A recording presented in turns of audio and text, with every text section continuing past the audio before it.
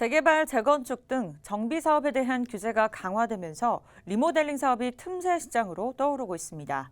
헌 건물을 부수고 새로 짓기보단 안전을 강화하고 다시 꾸며 더 오랫동안 사용하려는 실속파 관심이 쏠리기 때문인데요. 리모델링 사업이 제자리를 잡고 성장하기 위해서는 풀어야 할 숙제도 있습니다. 윤민영 기자의 보도입니다. 1974년 준공돼 올해로 46살이 된 서울 용산구의 이촌 현대아파트. 재건축 연한인 30년을 훌쩍 넘겼습니다. 지난 2006년 조합 설립 인가를 받은 이곳에선 수직 증축형 리모델링 사업이 추진되고 있습니다. 재건축보다 사업 기간이 짧고 조합원 분담금도 적어 경제적이라는 이유에서입니다.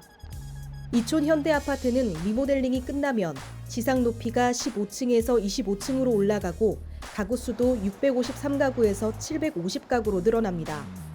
건폐율과 용적률을 상향 조정받았기 때문입니다. 재건축을 하면 상당히 많은 분담금을 내야 될 겁니다. 하지만 리모델링을 하면 재건축하고 똑같은 효과를 누리면서도 비용은 절감할 수 있고 철근 콘크리트 아파트 100년까지도 간다고 하는데 리모델링을 함으로 인해서 사회적 비용도 줄일 수 있는 이점이 있다고 생각을 합니다. 여기에 집값 상승을 노린 투기 세력으로부터 자유롭다는 점 역시 리모델링 사업의 장점으로 꼽힙니다. 재건축, 재개발은 기존의 세대에 살고 있는 사람들이 다 밀려나고 나쁘게 얘기하면 투기 세력, 좋게 얘기하면 투자하시는 분들이 들어와서 주민들이 다 바뀌는 그런 개발 방식인데 비해서 우리 리모델링 기존에 살고 있는 사람들이 그 집에 살면서 잠깐 나갔다가 다시 들어오는 그런 개발 방식이거든요. 또 집의 면적을 줄이지 않고 주거 환경의 개선이 가능한 방법은 리모델링이 최선이라는 시각도 있습니다. 재건축으로 사업을 진행하자면 자기의 집을 15%에서 20% 정도 줄여서 1:1 재건축을 해야만 하는 상황입니다. 그렇다면 환경적 개선을 위해서 선택할 수 있는 방법은 리모델링밖에 없습니다. 대형 건설사들도 향후 리모델링 시장의 확장 가능성을 보고 수주전에 뛰어들고 있습니다. 포스코 건설의 경우 올해 서울 잠원동 회미리 아파트와 성수동 장미 아파트의 리모델링 시공권을 따냈습니다. 수의 계약 가능성이 높은 송파구 문정 시형 아파트의 시공권까지 따내게 되면 포스코 건설은 올해 리모델링 사업으로만 4천억 원이 넘는 수주액을 달성하게 됩니다. 재건축 사업이 초과 이익 환수제, 안전진단 강화 등의 각종 규제를 적용받아 추진하기가 어려워짐에 따라 리모델링 사업을 검토하는 단지들이 점점 늘고 있습니다. 재건축은 도시정비법을 적용받는 반면 리모델링 사업은 주택법을 적용받는다는 것이 다릅니다.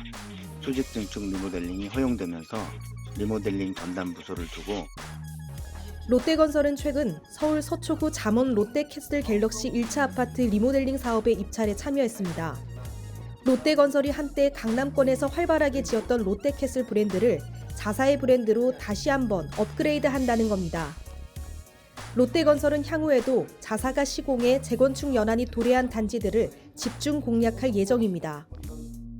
저희가 재건축을 한 단지가 또다시 환경적 개선을 이루고자 할 때 당연히 저희가 더 앞장서서 선점하고자 신축 아파트의 100%의 성능을 유지하는 방법이 무엇일까를 가지고 연구를 진행하고 있고 이런 단지들이 저희가 수주를 또 하고 또 시공을 하면서도 기술 개발을 계속 지속을 해서 하지만 리모델링 사업 역시 풀어야 할 숙제가 있습니다. 30가구 이상을 증축하는 경우 분양가 상한제를 적용받는 겁니다. 기존 가구 수의 15%까지 새로운 가구 수를 늘릴 수 있는데 200세대가 넘는 단지만 되어도 리모델링 시 상한제 적용을 받을 수 있는 겁니다.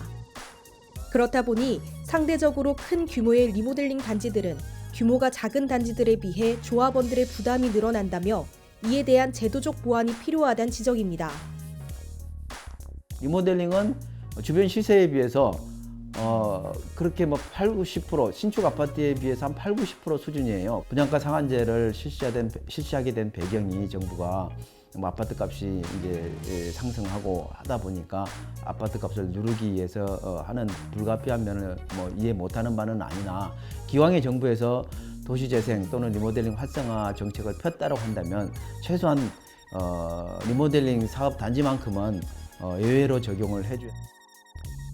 리모델링 사업의 경우에 이제 정부의 그 장려책의 일환으로 15%의 일반 분양이 가능한데 분담금이 일부라도 좀 줄일 수 있도록 상한제에 대한 좀 그 완화라든지 또 사업기관의 지연을 좀 방지할 수 있게끔 그 안정성의 검토와 사업기관 지연이 없게 할 수 있는 좀 적절한 그런 제도적 보완이 있었으면. 서울시는 지난해 서울형 리모델링 시범단지 7곳을 선정하면서 리모델링 활성화에 시동을 걸었습니다.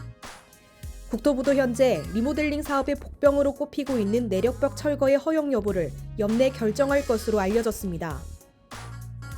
하지만 30가구를 기준으로 하는 획일적인 규제가 개선되지 않으면 리모델링 활성화라는 서울시와 국토부의 정책 방향이 자칫 무색해질 수 있다는 지적이 높습니다. 박스 뉴스 윤민영입니다.